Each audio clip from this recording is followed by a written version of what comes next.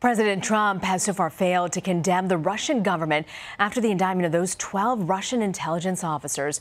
Instead, he's blaming the Obama administration, alleging in a tweet that President Obama did nothing to stop the attack. And again, this all comes just days before the president is scheduled to meet with President Putin in Helsinki.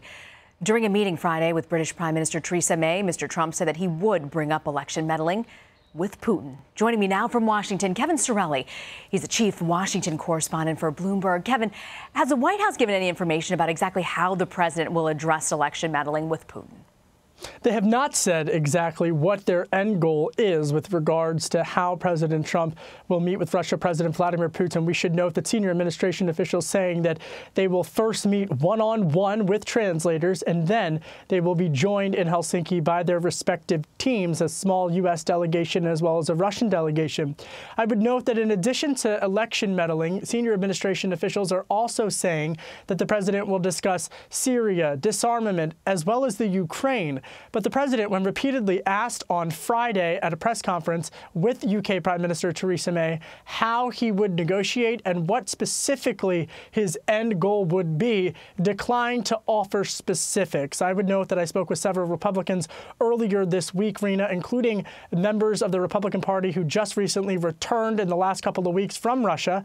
They met with their counterparts in the Russian government. All of them said that they're urging the president to hold firm on the issue of protecting democratic institutions in the United States so shortly ahead of the midterm elections in November. Kevin, do any of those Republicans say exactly what they want the president to take up and what goals they want to come out of this?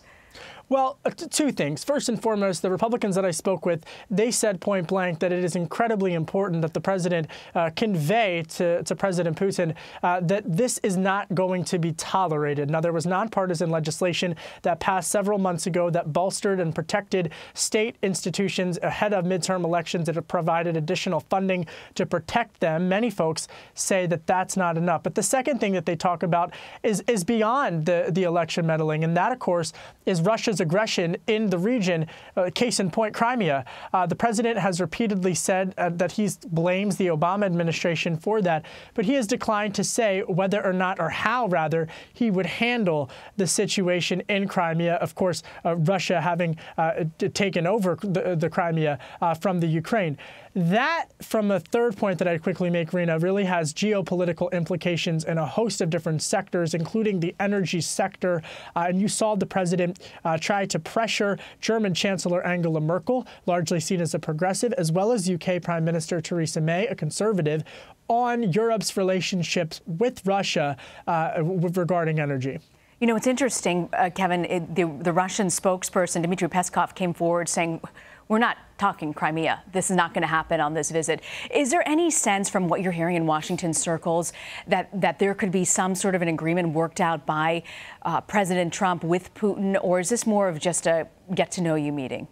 You know, it's really interesting because I was just in Singapore covering President Trump's meeting and summit with North Korea leader Kim Jong-un, and the administration really did go out of its way to set expectations and really to lay the groundwork that it would be a largely positive and successful meeting. Now, later tonight, I'll fly to Helsinki, but just in looking at what the president has put out and what he has said directly, as well as in briefings with administration officials, they have really lowered expectations with this meeting with President Putin. The president, for his part, has said he's only met with President Putin two and a half times, his words, and has really downplayed the interaction. I spoke with one military source yesterday who suggested to me, Rena, that the indictments coming from the Deputy Attorney General Rod Rosenstein yesterday, 12 Russian spies charged with hacking into the DNC. And what he said is that this really, you know, could be seen as a surprise from the Russian perspective. We talked so much about what President Trump needs to get out of this, but also what President Putin needs to get out of this, because quite frankly, that the economy in Russia is not strong. Yeah, no, it's such a great point. And these men won't be able to sort of leave their country. You're more or less under house arrest based on these indictments. They can't get out. But I want to ask you, you know, the White House reaction yesterday, they made a point of releasing a statement saying no Americans implicated, no campaign officials. You know, the big takeaway was no Americans. But overnight, Roger Stone, who, you know, is a Republican political operative close to the Trump campaign, actually came forward and said, I might be the American mentioned who had spoken to a Russian hacker. Are you hearing any sort of reaction from the White House or Washington circles about that? The White House has repeatedly tried to distance themselves from Roger Stone, but look, I think, I covered the campaign. This was someone who was a political operative on the Trump campaign. This is someone who was very much throughout the campaign using his social media to talk and discuss about the developments of what was going on with WikiLeaks. This is also someone who congressional committees have sought to investigate. So, he's saying publicly now that he welcomes the opportunity to clear himself from that standpoint. But I would note, yesterday I interviewed the Democratic National Committee Chairman Tom Perez, and I think this is a really important point, Rena, that you noted, in the sense that repeatedly Deputy Attorney General Rod Rosenstein has said that there were no hacks of vote counts tallied. But there are a lot of progressives, several prominent progressives, who now are saying that they think that this provides justification for President Trump to cancel his meeting with Russian President Vladimir Putin. People like Senator Elizabeth Warren, a Democrat from Massachusetts, potential 2020 candidate, is calling for that. The chairman of the Democratic Party calling for that.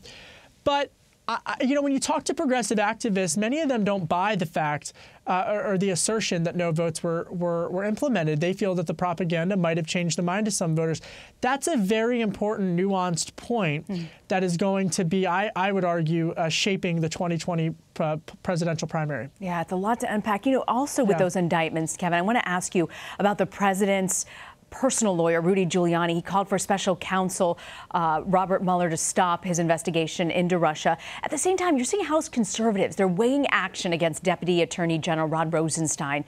What are they discussing, and do you see something happening on this? Well, two things. First and foremost, Deputy Attorney General Rod Rosenstein was spotted at the White House during the fireworks 4th of July ceremony and honoring veterans. He was also sitting in the third row earlier this week at the White House when the president announced Judge Kavanaugh to who he's nominating to the Supreme Court. So he's someone who has been very much in the fray at the White House as these investigations have gone on.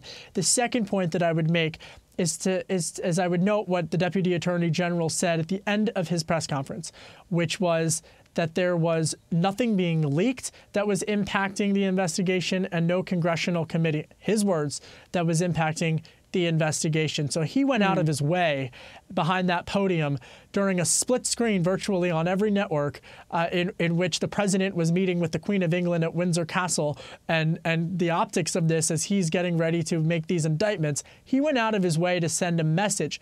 Who that message was intended to, we'll have to let others decide that. Interesting, very interesting. And also, these indictments can be amended and you can add more people on as well. So it'll be interesting to see what happens in the coming months. Kevin, thank you so much for joining us. Kevin Cirilli. Thank you, Rena. Absolutely.